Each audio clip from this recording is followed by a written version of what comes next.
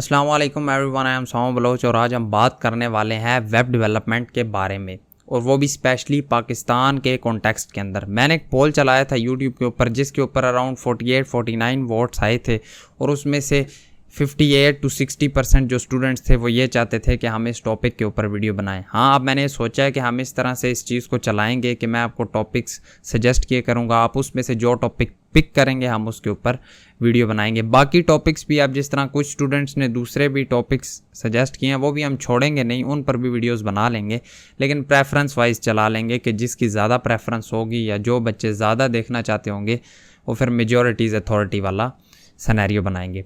आज हम बात करने वाले हैं वेब डेवलपमेंट के बारे में, और वो भी स्पेशली पाकिस्तान के कॉन्टेक्स्ट में। अगर तो आप एक ऐसे स्टूडेंट हैं जो वेब डेवलपमेंट की पोटेंशियल को जानना चाहते हैं, या फिर आप एक ऐसे स्टूडेंट हैं जो ये चीज़ें सीख रहे हैं, मतलब इस वेब डेवलपमेंट के अंदर इन हो चुके हैं, डेवलपमेंट वगैरह सीख रहे हैं, लेकिन कुछ चैलेंजेस हैं जो आप फेस कर रहे हैं, तो आप आज बिल्कुल सही वीडियो पर आए हैं। आज हम इन्हीं चीज़ों के बारे में देखने वाले हैं। आज हम इसके कुछ चैलेंजेस जो पाकिस्तान के अंदर रहते हुए स्टूडेंट्स को आ रहे होते हैं, और कुछ गोल्डन अपॉर्चुनिटीज़, इन्हीं चीज़ों के बारे में हम डिस्कस कर रहे होंगे। तो without any further ado video को स्टार्ट करते हैं। वेब डेवलपमेंट का स्कोप पाकिस्तान में वाकई बहुत ज़्यादा रैपिडली ग्रो हो रहा है। ठीक है, हर बिजनेस का ऑनलाइन आना ज़रूरी हो चुका है, क्योंकि जो इस वक्त टाइम आ चुका है हर किसी को ऑनलाइन आना पड़ रहा है, चाहे वो एक छोटा बिजनेस है या बड़ा बिजनेस है। मतलब अगर किसी के पास छोटी दुकान भी है तो आपने देखा होगा वो भी एक वेबसाइट लेकर बैठा है। अगर कोई हॉस्पिटल है तो वहाँ की भी अपनी वेबसाइट है। कोई भी बिजनेस है तो उसकी एक अपनी वेबसाइट है। जब वेबसाइट की डिमांड बढ़ रही है तो अल्टीमेटली वेब डेवलपर्स की डिमांड भी बढ़ रही है। इसीलिए वेब डेवलपमेंट इस वक्त बहुत ज़्यादा ट्रेंडिंग पर है, और इस ट्रेंड के साथ साथ एक मिसकंसेप्शन भी डेवलप हो रही है। वो ये है कि अब जो स्टूडेंट इस फील्ड के अंदर आ रहे हैं वो ये समझते हैं कि यार वेब डेवलपमेंट का मतलब है क्विक मनी। ठीक है, जो बंदा वेब डेवलपमेंट कर लेगा वो क्या करेगा कि वो बहुत जल्दी पैसा कमाने लग जाएगा, और वो बहुत ज़्यादा पैसा कमाने लग जाएगा। जबकि रियलिटी ये है कि web development requires dedication, continuous learning और बहुत ज़्यादा पेशेंस। अगर तो आप ये सोच कर आए हैं कि मैं बहुत जल्दी बहुत ज़्यादा पैसे कमाने लग जाऊंगा, तो शायद ये फील्ड आपको बहुत जल्दी डिसअपॉइंट भी कर दे। अब कुछ ऐसे मेजर चैलेंजेस हैं जो मैं आपको बताता हूं कि जो पाकिस्तान के अंदर रहते हुए वेब डेवलपर्स को फेस करने पड़ते हैं। अगर हम चैलेंजेस की बात करें, जो फर्स्ट चैलेंज हमारे पास आता है वो है हाई कंपटीशन। हर अगला बंदा वेब डेवलपर बनना चाहता है, और प्रॉब्लम ये है कि मार्केट ऑलरेडी ही सैचुरेटेड है।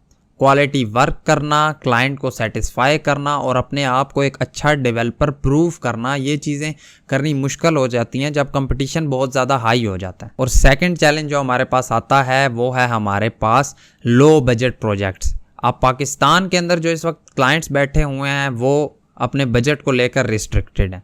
ठीक है, वो उनके पास उस लेवल का बजट नहीं है जिस लेवल की हम एक्सपेक्टेशन कर रहे होते हैं, क्योंकि देखो एक डेवलपर हाई डिमांडिंग है, वो पैसे ज़्यादा लेते हैं। ये चीज़ तो हर किसी को पहले से ही पता होती है, इसीलिए वो वेब डेवलपमेंट को चूज़ करता है। लेकिन आप अगर किसी पाकिस्तानी क्लाइंट के हत्थे चढ़ जाते हैं तो तब आपको मुश्किलात आने वाली हैं, क्योंकि उनका बजट उस लेवल का नहीं होगा, लेकिन उन्हें क्वालिटी जो चाहिए वो टॉप लेवल की है, और बजट उनके पास इतना है नहीं। फिर डेवलपर्स भी उस लेवल का काम नहीं कर पाते, क्योंकि जाहिर बात है जब हमें उधर से फ्रूट नहीं मिल रहा तो हम उधर कम एफर्ट्स पुट करते हैं। अब इससे नुकसान क्या होता है कि जो हमारी ग्रोथ है उस पर इफेक्ट होता है, और प्लस हमें उस लेवल की सैलरी भी नहीं मिल रही होती, जो कि इतनी सेटिस्फाइड चीज़ नहीं होती। अब थर्ड चैलेंज जो हमारे पास आ जाता है वो है फ्रीलांसिंग डिफ़िकल्टीज़। अब जाहिर बात है, आपको पता है इस वक्त पाकिस्तान के अंदर फ्रीलांसिंग पर भी बहुत इशू आ रहा है। जिस तरह अभी आप देख सकते हैं फाइवर ने भी पाकिस्तानी डेवलपर्स को ब्लॉक कर दिया कि पाकिस्तान का कोई बंदा नहीं कर पाएगा। उसके अलावा अगर हम और भी प्लेटफॉर्म्स पर देखें, और आप अगर इनिशियल स्टेट पर हैं, ठीक है, तो तब आपको बहुत ज़्यादा मुश्किल आने वाली है, क्योंकि ज़ाहिरी बात है आपने अपनी रेटिंग्स बढ़ानी होती हैं, आपने अपने रिव्यूज़ बढ़ाने होते हैं, आपको क्लाइंट नहीं मिलता। हाँ, अगर आप पेशेंस से काम लेते हैं और आप कंसिस्टेंट रहते हैं तो ये चीज़ ख़त्म हो सकती है, इसका इतना ज़्यादा इशू नहीं है। अब ये चैलेंजेस सुनकर आप थोड़े से डीमोटिवेट भी हुए बैठे होंगे, तो इसलिए हम अब इसके कुछ अपॉर्चुनिटीज़, गोल्डन अपॉर्चुनिटीज़ की बात कर लेते हैं जो पाकिस्तान के अंदर रहते हुए डेवलपर्स को मिल रही होती हैं। सबसे पहली जो हमारे पास अपॉर्चुनिटी आ जाती है, बिल्कुल ऑब्वियस सी है, वो क्या है हमारे पास के रिमोट जॉब्स। रिमोट जॉब्स का फ़ायदा जितना पाकिस्तानी डेवलपर्स को होता है इतना आई डोंट थिंक सो किसी और को भी हो रहा है। उसकी रीज़न ये है कि देखो पाकिस्तान के अंदर जो अब डेवलपर बैठे हैं, ठीक है, उन्हें काम करना है। अब वो रिमोट पर जाएंगे तो जाहिर बात है वो इंटरनेशनली इंटरेक्ट करने वाले हैं बंदों के साथ, ठीक है, कोई यूके का होगा, कोई यूएस का होगा। जब रिमोट कंपनीज होती हैं तो उनके पास जो आगे क्लाइंट्स होते हैं वो भी बाहर के होते हैं, कोई यूके का होगा, कोई यूएस का, कोई किसी भी कंट्री का होगा, लेकिन क्लाइंट बाहर के होते हैं। अब जब क्लाइंट बाहर का है तो जाहिर बात है इनकम उधर से फिर इंटरनेशनल स्केल पर होती है। अब जब इंटरनेशनल पेमेंट होनी है तो वो डॉलर्स और पाकिस्तानी रुपीस एक अच्छा खासा मार्जिन आ जाता है, वहां से मैं कह सकता हूं कि आप अच्छी खासी पेमेंट निकालने वाले हैं। इसलिए अब जब से कोरोना आया है remote opportunities day by day increase होती जा रही हैं, ठीक है। कोरोना के बाद से बहुत सी कंपनीज हैं जो रिमोट बेस्ड हैं, ठीक है। आप बस लिंक्डइन के ऊपर सर्च करते रहें और अप्लाई करते रहें। देखो मैंने आपको बोला है स्टार्टिंग में भी कि पेशेंस बहुत ज़्यादा ज़रूरी है। आप अप्लाई करते रहें, आज नहीं तो कल कोई ना कोई कंपनी आपको उठाने वाली है। उसके बाद जो नेक्स्ट अपॉर्चुनिटी हमारे पास आती है वो है स्टार्टअप्स। अब स्टार्टअप्स का भी कल्चर जो है वो पाकिस्तान के अंदर डेवलप होता जा रहा है। पहले इतना ज़्यादा नहीं था, लेकिन अब बहुत से नए स्टार्टअप्स आते रहते हैं। अब स्टार्टअप में भी क्या होता है, बेसिकली क्लाइंट होता है बंदे का, वो अब बाहर का हो या इधर का हो, कहीं का भी हो, उस बंदे ने अब नीचे डेवलपर्स रखे हुए हैं, वो डेवलपर्स से काम करवाता है, क्लाइंट पेमेंट करता है और इस तरह से उनका सर्कल चल रहा होता है। अब स्टार्टअप्स बहुत ज़्यादा बनते जा रहे हैं। अगर मज़े की बात बताऊं तो स्टार्टअप्स के अंदर इन होना इतना मुश्किल भी नहीं है। मतलब आप इजीली एक स्टार्टअप के अंदर जंप करके आ सकते हैं, इतना ज़्यादा टफ नहीं है। आपने जस्ट अच्छी अंडरस्टैंडिंग ली हुई है, आपके पास स्किल है, तो आप इजीली इंटर कर सकते हैं।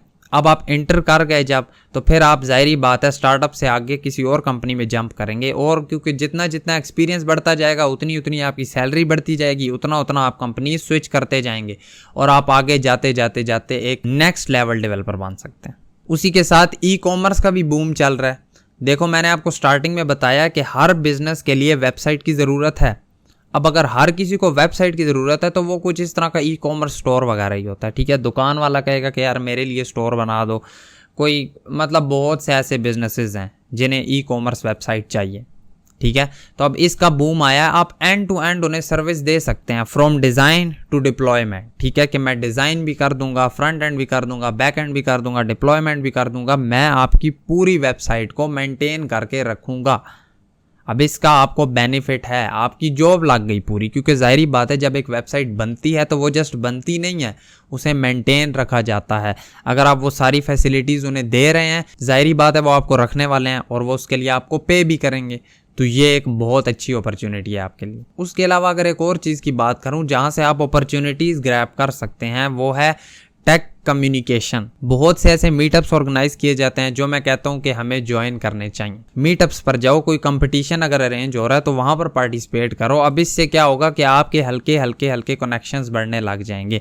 हो सकता है कि आप जिसके साथ कनेक्शन बना रहे हो वही बंदा आपके लिए फ्यूचर टर्निंग पॉइंट बन जाए, हो सकता है ना ऐसा। इसलिए अब आप मीटअप्स वगैरह पर जाओ, ऐसी चीज़ें जब आप करोगे तो आपके कनेक्शन बढ़ेंगे, आप लोग टेक्निकल बंदों के साथ मिलना स्टार्ट करोगे, वहाँ से आपको पता चलेगा कि यार हाँ मैं एक अलग सी दुनिया में आ चुका हूँ। जब आपके कनेक्शंस बड़े बंदों के साथ बनने स्टार्ट होंगे, अब उधर से आपके कनेक्शन बनने स्टार्ट हुए, काम हल्का चलता जाएगा। जब काम चलना स्टार्ट हो जाता है तो फिर हम इधर से इधर ऊपर खुद ब खुद मूव करते जाते हैं। देखो अगर आपको इस फील्ड के अंदर सक्सेसफुल होना है तो आपको जस्ट HTML, CSS और जावास्क्रिप्ट के ऊपर रिलाय नहीं करना, ठीक है। आगे बहुत से इनके फ्रेमवर्क्स आ जाते हैं। अगर आप फ्रंट एंड में देखते हो तो React.js हो गया, Vue.js हो गया, Angular हो गया। अगर मुझे कोई कहता है React.js फ्रेमवर्क नहीं है, लाइब्रेरी है, तो मुझे पता है, ठीक है, उसकी टेंशन नहीं है। मैं जस्ट आपको बताना ये चाह रहा हूँ कि ये चीज़ें सीखनी ज़रूरी हैं। अगर आप बैक एंड की तरफ जाते हो तो वहाँ पर आपके पास आ जाता है Node.js है,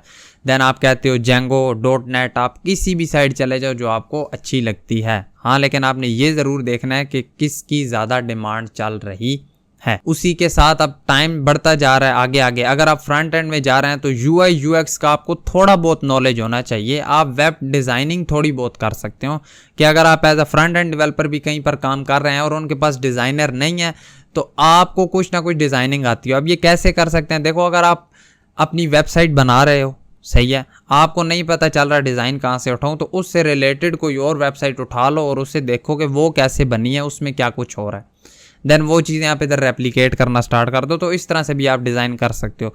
नहीं तो आप डिज़ाइनिंग के कुछ बेसिक्स सीख लो, देन आपकी ये चीज़ भी अच्छी हो जाएगी और इसका ज़ाहिरी बात है आपको और ज़्यादा एज मिल रहा होगा as compare to other developers. अब एक और अगर इंपॉर्टेंट चीज़ बताता जाऊँ तो अपने कम्युनिकेशन स्किल्स के ऊपर भी आपने फोकस करना है, ठीक है, क्योंकि देखो कम्युनिकेशन स्किल इस वक्त इतना इंपॉर्टेंट है। देखो अगर आप किसी क्लाइंट के साथ काम कर रहे हो, क्लाइंट आपका सेटिस्फाई होना चाहिए आपसे कि यार वाकई ये बंदा काम बड़ा अच्छा कर रहा है, तभी वो आपके साथ लॉन्ग टर्म चलने वाला है। उसी के साथ अगर आप उसे सेटिस्फाई करते हो, आपको पता हो कि आप अपने टीम मेंबर्स के साथ किस तरह से बिहेव कर रहे हो, ठीक है, उनके साथ आपकी अच्छी खासी बॉन्डिंग फ्रेंडशिप होनी चाहिए क्योंकि वो भी आपके काम आ रहे होते हैं, आपको बहुत सी जगह पर वो हेल्प कर रहे होते हैं। अब इन चीज़ों से होता क्या है कि आपको इन फ्यूचर और ज़्यादा क्लाइंट्स मिलने वाले हैं, क्योंकि अगर एक क्लाइंट आपसे सेटिस्फाई हो रहा है तो वो आगे आपको रिकमेंड भी करने वाला है। तो वो जो कहते हैं ना, प्रोजेक्ट ढूंढने नहीं पड़ते, प्रोजेक्ट खुद ब खुद आपके पास आने लग जाते हैं। और अगर इस चीज़ को भी देखें कि बजाय हम एक प्रोजेक्ट करें ख़त्म कर दें, अगले पे जाएं करें ख़त्म कर दें, इस तरह अलग अलग करने की बजाय अगर हम एक क्लाइंट के साथ ही लॉन्ग टर्म चलें तो वो हमारे लिए ज़्यादा बेनिफिशियल होता है। तो इसलिए जो क्लाइंट आपके पास आए आप उसे संभाल कर आपने खुद रखना है। बाकी अगर तो आप वेब डेवलपमेंट स्टार्ट करना चाहते हैं तो ये आपके लिए परफेक्ट टाइम है वेब डेवलपमेंट स्टार्ट करने का। देखो अगर चैलेंजेस हैं, मैं मानता हूँ चैलेंजेस तो हैं, लेकिन अपॉर्चुनिटीज़ चैलेंजेस से डबल हैं। अपॉर्चुनिटीज़ को देखो, अपने स्किल्स को पॉलिश करते रहो, नेटवर्क अपने बढ़ाओ और उसी के साथ साथ आप अपने स्किल्स को अपडेट करते रहो टाइम टू टाइम, मतलब अपनी जर्नी के अंदर कभी रुको नहीं। तो कुछ यही टिप्स थी, यही कुछ चैलेंजेस और अपॉर्चुनिटीज़ थी जो मैं आप लोग के साथ शेयर करना चाहता था। आई होप सो आपको चीज़ें समझ आई होंगी। अगर फिर भी कोई क्वेरी हो, कोई इशू हो तो मुझे कमेंट करके ज़रूर बताना। और हाँ, मैं आपके कमेंट्स की कोशिश करता हूँ कि मैं जो रिप्लाई दूँ वो रिप्लाई मैं आपको शॉर्ट की फॉर्म में दूँ ताकि आपका जो इशू है वो आपको और अच्छे तरीके से क्लियर हो जाए। बाकी आई होप सो आपको वीडियो पसंद आई होगी। अगर तो वीडियो पसंद आई हो वीडियो को लाइक करना, चैनल पर नए हो सब्सक्राइब करना। मिलेंगे आपसे आपकी नेक्स्ट वीडियो में। Thank you so much and अल्लाह हाफिज़।